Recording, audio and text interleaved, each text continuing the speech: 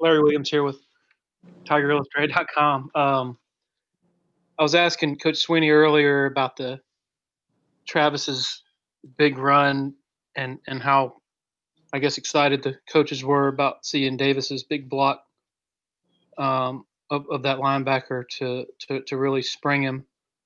And I guess you've already talked about how physical he is, but I'm just curious for your reflections on that and his presence now being established as a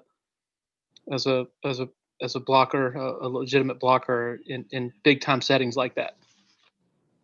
Oh yeah, I think we kind of all knew what Davis was capable of. Even last year, he showed spurts of that. I just think that he made a great play. He has plenty of good blocks, but I think he also does a great job in the receiving game as well, not just as a blocker. And I think that's what makes him, a great player, is that he's complete, he's well-rounded.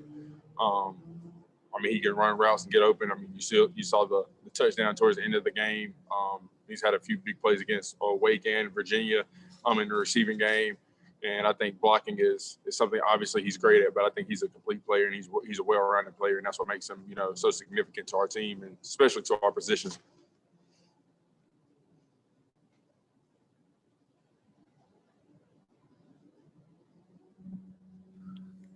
Are there any more questions for Braden? Hey, Braden, this is Will Vanderwerp from the Clemson Insider. That play for the touchdown, can you talk about how different that was for you? And we, I'm sure you guys work on that a lot in practice, but when they called it, your thoughts and did you feel like it was going to work again? Yeah, we had a feeling it would work. I think we ran it, 5 years ago whenever they played Miami at Miami. We kind of worked on it a few times throughout the week.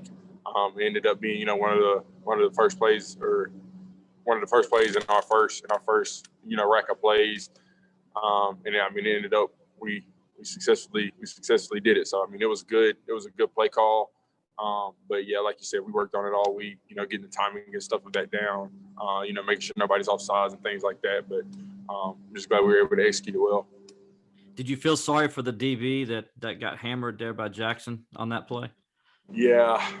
When Jackson's running full speed and you're in his way, that's going to end bad really for anybody. But yeah, it was the whole line was pretty much down the field blocking. So I'm appreciative for them on that play, and really all night. So yeah, they did a great job.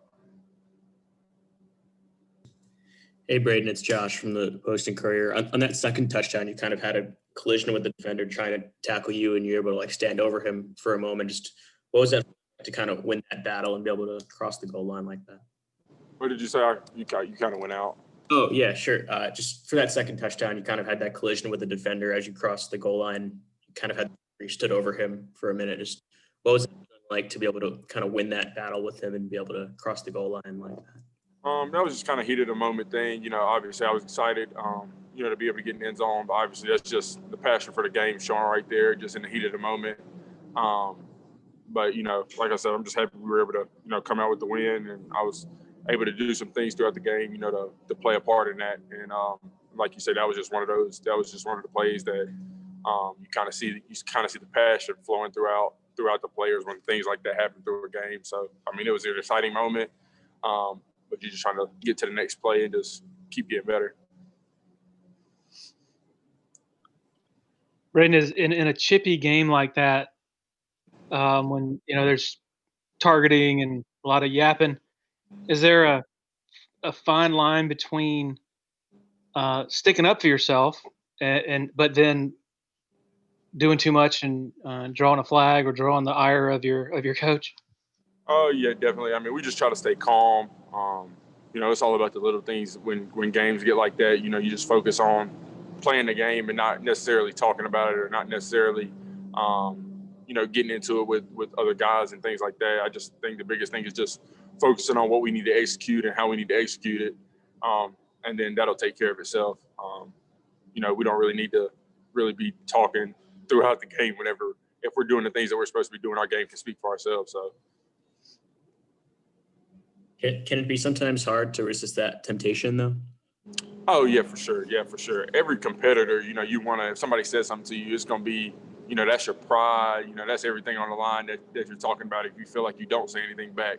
But when you're playing through the whistles and you're able to, you know, do your job well through the whistles, and like I said, that'll take care of itself and you don't really need to say anything. But yeah, it is some temptation, and obviously, you know, some guys can get carried away. Some guys handle it differently than others.